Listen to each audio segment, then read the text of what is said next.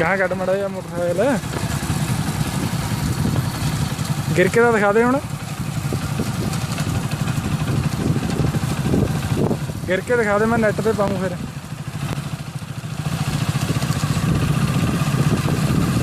ਇੱਕ ਸਟੰਟ ਹੋਰ ਕਰਦੇ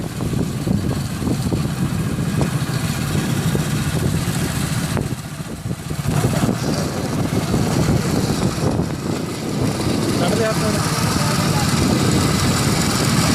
ਕੱਢ ਦੇ ਹੱਥ